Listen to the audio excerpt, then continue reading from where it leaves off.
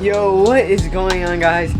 Toad here with once again another video. Now it feels really weird and different picking up the camera again. It feels like it's been months since I've used this camera, but it's only been about a week or two, so it's kind of weird feeling. But as y'all know, we did a paintball video. Go check that out. It was pretty dope.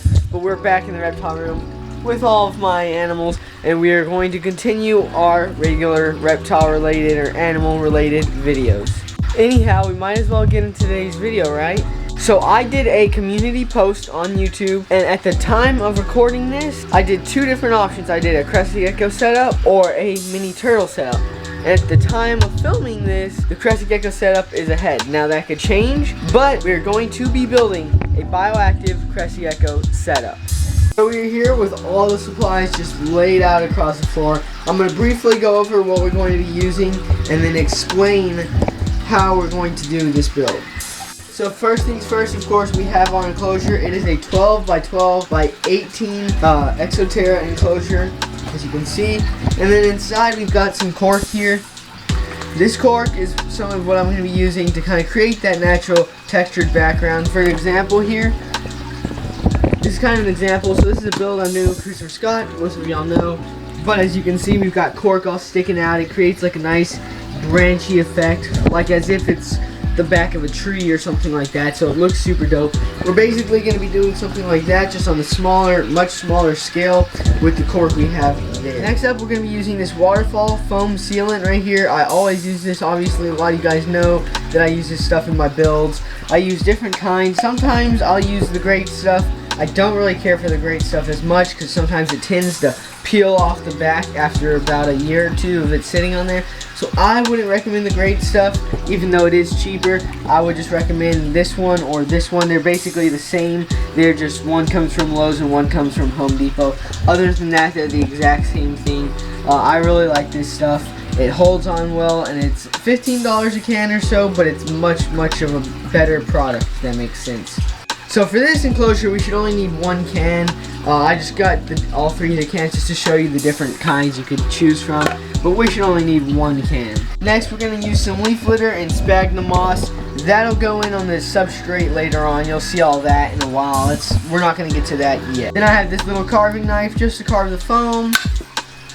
I've got this little hide, once again, we'll get to that later. A water bowl, because it's always okay to have a water bowl for Crested Geckos, even though they do drink off the leaves. A water bowl is always a little bit helpful, just in case you forget to spray them down or something. Then we have this giant roll of mesh. Now, when you're choosing your mesh for your drainage layer, make sure you don't get a metal, make sure you get a carbon fiber or plastic mesh, because the metal obviously rusts over time with water and the elements touching it, so you definitely want like a carbon fiber or plastic mesh, which is exactly what we have here. Now obviously you won't need a roll that size for that little enclosure. You'll only use a fraction of that, but anything left over you can obviously save for other builds. One of the more important things we're going to be using is this natural coconut fiber. It's basically just eco-earth, and what we're going to do with that is we're going to sprinkle it across the top. Most of you guys know how it goes by now because of the fact that I've done so many of these builds on my channel, but you'll see how I do that once we get to it. Then for our main substrate on the bottom of our enclosure for all of our plants, I'm going to be using this Zilla Jungle Mix. Now I absolutely love this stuff. This is honestly my favorite substrate to use for a large majority of my animals. I really don't use sand or anything like that, but this is really good stuff. It's good for tropical setups, and it's even good for more drier, arid setups. So I love the Zilla Jungle Mix, so that's going to be our main substrate in this build. And lastly, over here we've just got some hydro balls that'll also be part of the drainage layer, which y'all will see later on. Then in this enclosure and this enclosure over here, I have just a bunch of plants that are getting too big for their enclosures, obviously. So what I basically am going to do is cut the plants up and then use those clippings to fill in this enclosure. Go Gucci, what you doing, Gucci? Alright, anyways, we gotta forget about you, Gucci. I'm sorry, this video is not about you, spoiled toad. We gotta continue on. This is who the video is going to be about. Now I have them in this little deli cup. Obviously there's holes in it, but it is a Harley Quinn Crested Gecko. It's a somewhat young one. I don't know if it's male or female yet. I think it's going to be a female, but I don't know for sure. Absolutely beautiful crested gecko. I actually got this as a gift from my boss in an auction at the NRBC Reptile Expo about a year ago or so, or 2 years ago I think. So I'm super glad I got that little gecko. But that's going to be his enclosure, which once it's done, obviously that's where he'll be going. Further ado, let's just kind of get started. First thing, of course, you have to open up your doors here so that you can see what you're working with. Now, do not ever just drop them straight down, because if you drop them, you take the risk of these doors snapping off just because they're a bit on the heavy side compared to the hinges they're attached to. So if you're gonna have the doors free hanging, just set them down gently. Now I'm basically gonna choose my cork that I'm gonna want to use in my enclosure. Now obviously, depending on enclosure to enclosure and just whatever your personal preference is will be what cork you use. So I'm not gonna say too much about the cork or anything. Just choose what you think looks good, what creates a good setup for the animal, and what fits in your enclosure, and you're good to go with that. Alright guys, so I've kind of moved the cork around, switched pieces in and out, and I think I like the look of it. So I've got this single piece right here, that'll allow me to put a plant here, and then I've got this piece over here, I can put a plant there, and maybe even one there, and then of course bromeliads throughout the enclosure. So I think that looks pretty darn good. So I'm basically going to foam it in, just turn the can upside down, foam it all in, and then throw this dirt on top, which you will see.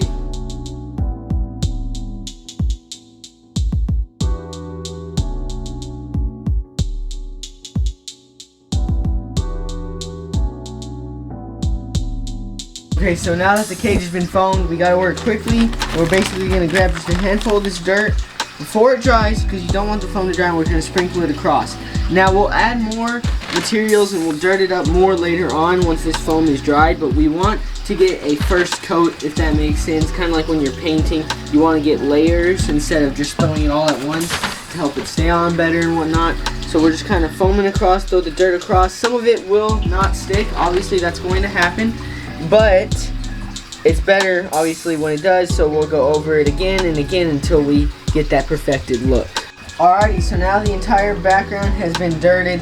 Now we are basically gonna have to let that foam dry for about an hour or two, and then we'll come back to it, stand it upright, and if we like how it looks, then we'll stop there, or if we want to add more, we'll basically take silicone, which we'll show you all this later on, and we'll basically carve out foam, add silicone, then add more dirt or moss or whatever we want to add to make it look.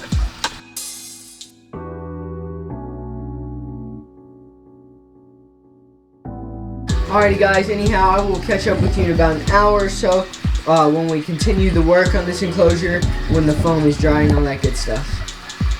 1 hour later. Well guys, it has been some time. The foam is solid all the way through. I mean, it is not a single mushy spot, so we are good there. The foam is completely dried. So now we're basically going to turn the enclosure upright, then see how it looks. So the cage has been turned upright. This is how it looks so far. So it looks pretty decent, but I think I'm going to carve some of this down, so that foam up there, that foam down there, I'm going to carve down as well. Then basically what we're going to do, once we carve it, we'll add our silicone on top, smear it around, then we'll add more of the Eco Earth on top of that to create that continuous natural look.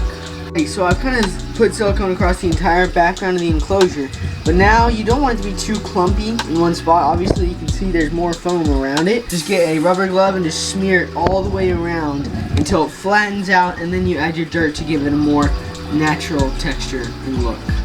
And just like that, the silicone has been smeared, the dirt has been added, and it already looks a whole lot nicer. Now another thing you can do when making builds like these, you can add rocks into the enclosure, whether it's the universal faux rocks or it's actual real rocks. You can add moss across the background, which we'll be doing. We'll be adding more materials to the background as we go, but this is kind of the step 2 or the layer 2 of this process.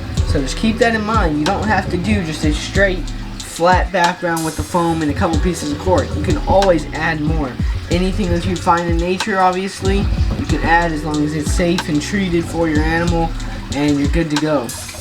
So other than that, just keep that in mind. But we'll let that sit now about another 30 minutes to an hour so that it can dry really well, because when the silicone is not dried or cured all the way through, it can be harmful for your animal, especially the fumes that it emits. Like for example, this silicone here, is silicone 2, 100% waterproof, which is very important obviously because you're going to be spraying your enclosure down, or you may splash water, etc. So you want it to be 100% waterproof. You want it to be 100% silicone, and silicone number 2. Another good thing is mold free, obviously, because you don't want mold or anything like that getting in your enclosure, because some silicones can actually be mold inhibitors, so that'd be very bad if you increase the amount of mold in your enclosure. So definitely keep that in mind. Now I like the brown silicone because in case, say, you miss some spots, it's still brown, so it still comes out that color, so you don't lose that natural color. Unlike the clear obviously does not look as natural, first of all, and the clear uses vinegar as a curing agent. Basically, it uses vinegar to help it dry, and obviously vinegar smells very, very strong and sour, and you definitely want to do that outside. In the case of this, it uses ammonia, which is still pretty strong, but it's nowhere near as bad as smelling as the vinegar. As long as your room is well ventilated, maybe you've got a fan going and whatnot, either one will be alright, but it's just a little bit worse smelling to have vinegar than ammonia. So just keep that in mind. But let's just continue on with the build, and I'll come back with you guys here in a little while. Holy smokes, guys, look at that. It is done. Looks a lot better on the top there, as you can see. Silicone, more silicone, and even more silicone, so it looks a whole lot better. So at this point, the cage has been sitting, it's been about a day or so, while Crested Gecko is still waiting patiently in his container, which is perfectly fine. We'll get ready to get this thing all set up for the gecko. So it's looking good though. The first thing we need to do though is get that dirt out of the enclosure. Whoa, that is way better. So basically what we're gonna do, I don't really want to carry this bag over the enclosure, I'm kind of lazy, but I'm gonna get a good scoop here, just like that, of these clay drainage pebbles. It's literally all they are, is just dried clay, so that when water hits them, it absorbs that water, creates a drainage layer so that the substrate that your gecko will be on will not get too wet, because if it does, then bacteria can start to form and whatnot. So it's really good to have those clay pebbles right there. We're basically going to keep scooping and keep going until we get about to here or so, like close to halfway, and then we'll move on with the mesh.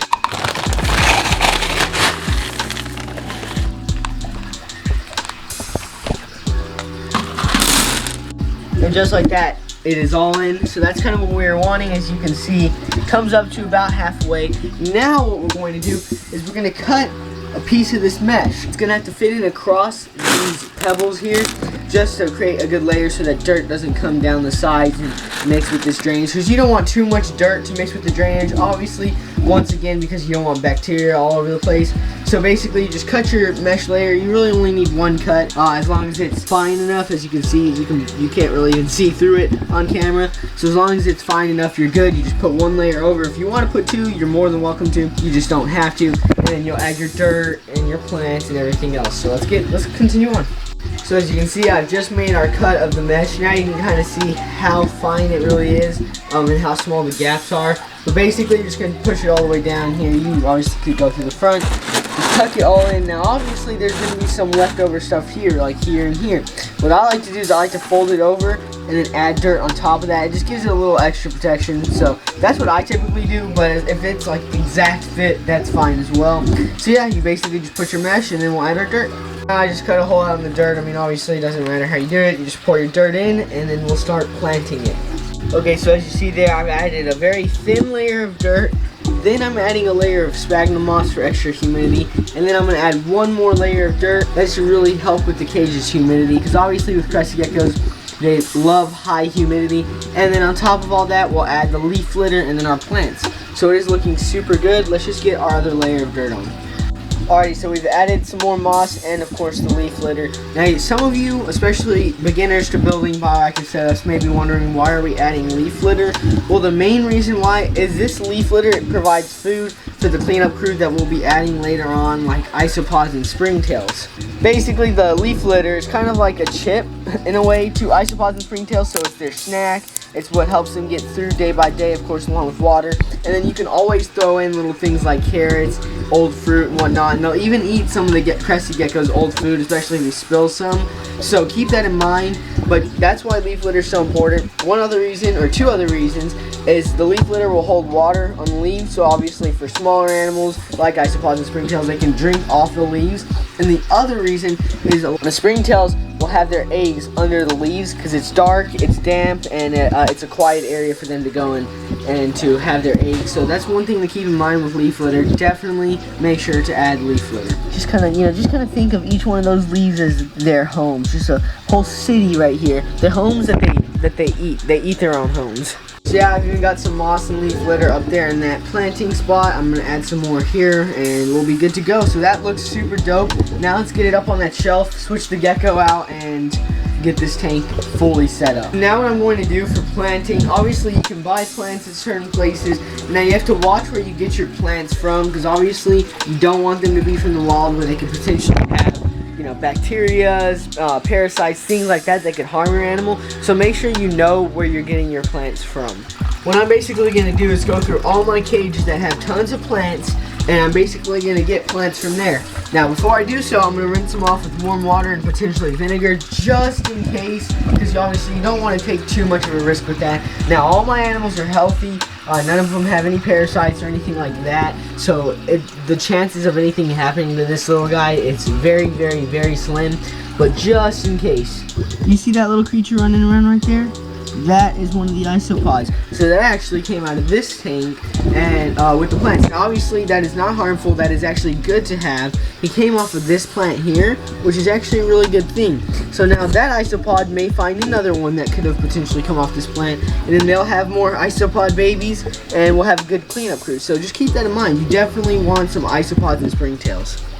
So that is a bromeliad. Now I actually just took a clipping off of that exact bromeliad. One thing really cool about bromeliads is as they get bigger and they grow, they'll actually have what's called a pup.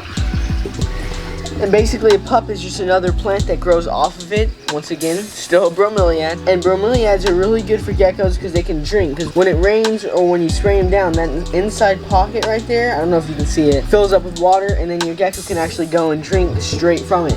Now as this plant gets bigger and more established into the enclosure, this too will have more pups. So in a way, it's kind of like an everlasting life cycle of just infinite plants. Now it takes some time. They don't have pups overnight, obviously. I mean, that wouldn't make sense. But like, they have a good amount every so often. So you'll continuously have bromeliads growing and growing as long as you take care of them. Holy smokes, guys. As I usually tend to do, I kind of went crazy with the planning, but that's just me. That's how I go with building these enclosures. I absolutely love setting up enclosures like these. Now, obviously, I was limited on what plants I could have, being that I didn't really have any good place to get good, healthy live plants from because of the whole coronavirus. So I used some of my own trimmings and clippings from my other enclosures, which worked out just fine, but it's just is a little bit more bare. But over time, in a couple months, these plants will start to grow and some will die. That's how it happens with live plants and introducing them into new enclosures. Some are going to die, but there will be 3 or 4 of them out of the 5 or 6 that just thrive and really fill in the enclosure and make the enclosure what it is. That's why when you're planting, it's always better to add an abundance of plants than too little, because over time some are going to die. And so if you have too little, some of those are going to die, but if you have enough, then some will die, but then the others will fill in and make your enclosure look dope. But yeah, guys, it's looking super dope. Now I'm going to get the enclosure on the shelf, spray it down, and we'll get ready to introduce the gecko. Also, let me know down in the comment section, do y'all have any suggestions for this enclosure, or do you like how I did it? I mean, let me know. I want to get y'all's feedback. Look at that, guys. That thing looks pretty darn amazing. I got his food dish in there. Now all we need to get is a cleanup crew, and then we'll spray it down one more time and we'll be good to go. So for our cleanup crew here, we're going to be using some isopods and some springtails. You can kind of see them chilling around right there.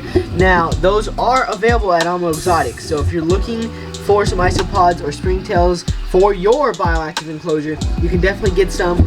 Now, if you order some from my tab and from me, they will be coming from me. So like, they are my bred isopods and springtails. And they're cheaper than like everywhere else. So definitely consider going to Almo Exotics to buy some isopods and some springtails. Super dope, and I'm slowly adding more and more of a variety of different species. Let's see if we can find some under here. I bet you there'll be a ton. Booyah. So we'll take this. We'll just go in here and we'll just tap it off. Kind of see him falling actually. Make sure we get most of them off. Good. Put that back in there. And then now all of our isopods and springtails are free to go. And that's all you need for an enclosure this size. You only need a couple isopods because those will repopulate. And about 50 to 100 springtails. Once again, those will repopulate as well. And then over time you'll have a full, basically, collection of them in your enclosure. So now we have our beautiful Harley Quinn Crested Gecko in this deli cup. And it is about time. He's been waiting patiently enough in that deli cup that he gets his new upgraded enclosure. Alrighty, as you can see, our beautiful Harley Quinn Crested Gecko. Look at how gorgeous he is with his enclosure. Let's see if he'll get off. Go, buddy. Go, you got your whole new home. He's about to, I think he's probably about to jump. Go. Here you go, maybe we can get him to jump on one of the plants or the branches. There he goes. Look at that. Absolutely incredible. Now, Crested Geckos are found in New Caledonia, which is a tropical rainforest area, so this fits in perfectly. How about we roll a little montage?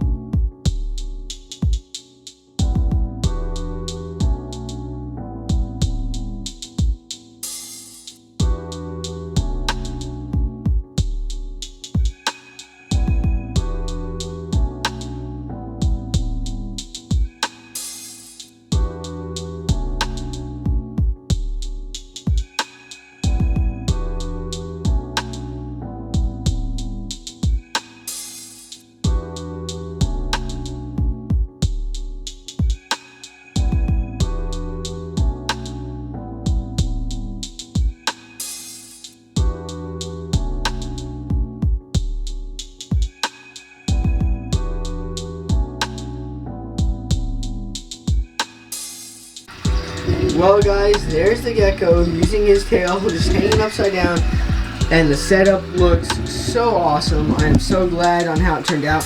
I may change the lighting later on just because it's not as bright as I would like it, but obviously you don't want it super duper bright, but that's just one thing I may fix later on. With that being said, that is about it for today's video, ladies and gentlemen. I sure as heck hope y'all enjoyed that video. That cage looks pretty darn dope. Now, if y'all still want me to do that micro turtle setup, let me know. Get this video to 25, 30 likes. We'll say 30 likes. And let me know in the comment section that y'all want to see that video. If y'all really show me that y'all want to see it, then we'll do that video as next week's video. But you guys gotta really let me know.